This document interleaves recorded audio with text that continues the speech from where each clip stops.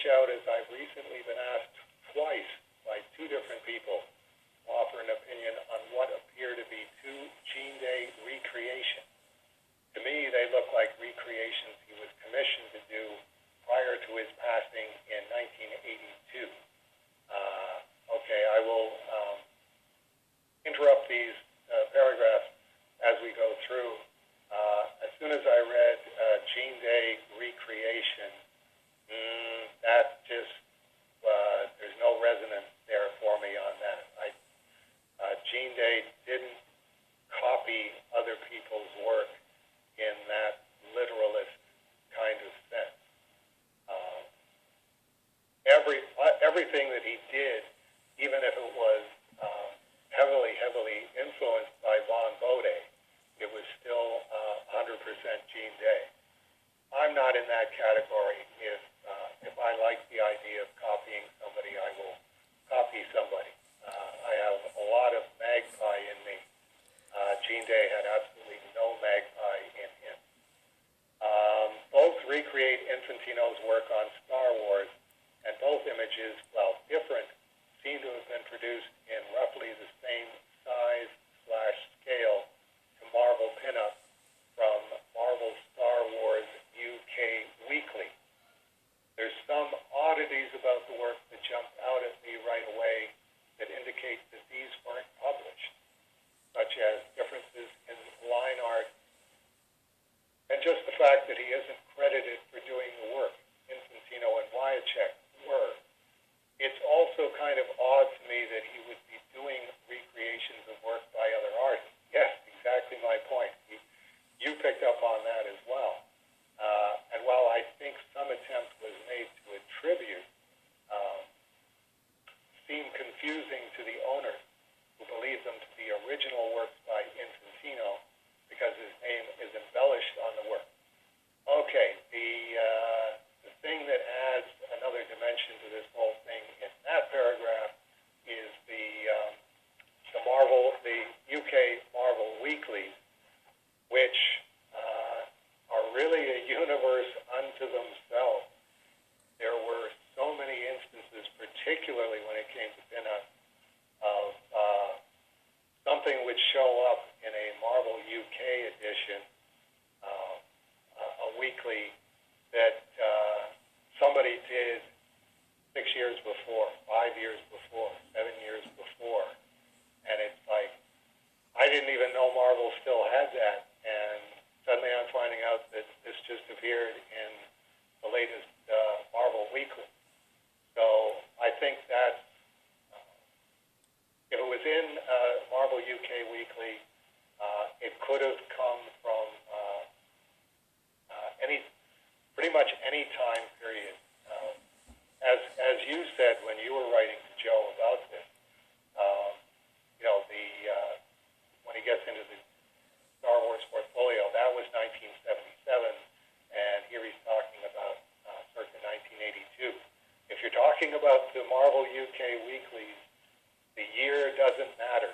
They could be anything from any time that person worked and just didn't show up until they got out of a file drawer in New York and got shipped to London, and London had to look at them and said, "Oh, this is great. We'll throw this on the back cover then." Anyway, the reason why I wanted to contact Dave is because I'm aware of a Star Wars portfolio Gene Dave worked on and intended to release under AV, of which I understand some made it out before Lucas shut it down. Well, we don't want to indict George Lucas for this. I don't think it came anywhere near his desk. It made it as far as 20th Century Fox Canada in 1977, and it was just, no, you can't do that. But yes, some of them made it up.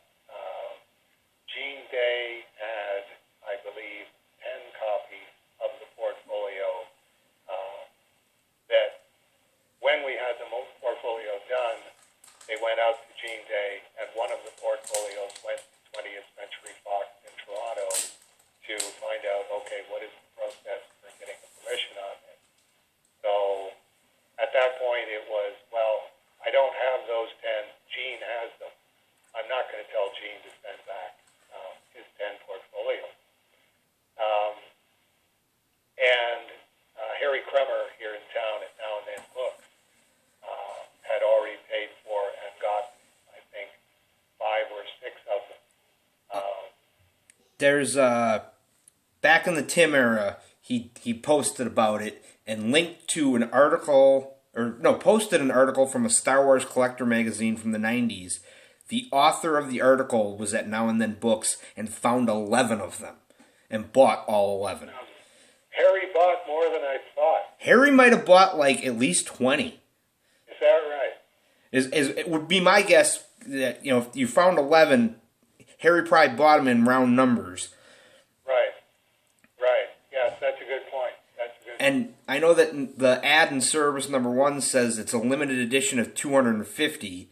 So I can't imagine that you guys would have printed more than 300. No, it was particularly at that time, and I still try to stick to it. If you say that this is how many you printed, you don't want to print more than that. That's what you're selling is the limited edition thing. I do remember late in the day, probably late 1980s or something like that, that Harry still had the Star Wars portfolio on the assorted fanzines and stuff like that shelf that he had in the front room at 103 Queen Street South. I remember looking at them going, I really should buy those. Like it's not legit that Harry has them, and it wouldn't be legit for me to buy them from him, but you're probably never going to see those again, Dave, so you really should pick them up for the Cerebus Archive, which wasn't even called the Cerebus Archive at that time.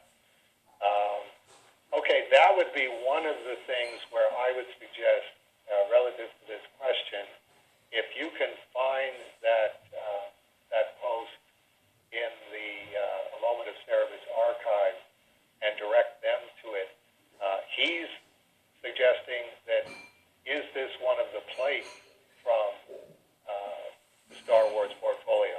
And the reproduction is really small, but I don't think it is. I can't rule it out completely. It's not. What the heck was that? My kid's putting away the dishes and I think just dropped the bowl. You okay down there? And they're not going to answer to me because I'm on the phone with Dave. There you go. It's one of those weird. It's the internet, so instead of just posting everything, which is what I normally do, you'll post a link, and at the link there'll be copies of all the portfolio pages because I think there's only 8 or 10 of them. Right. And just doing a quick look, it didn't look like anything.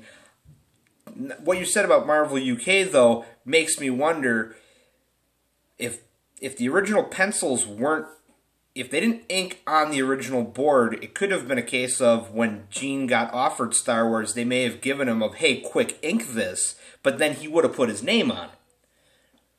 Not necessarily. Well, if it was like a tryout page, you think he would have put his name on it as, this is my tryout.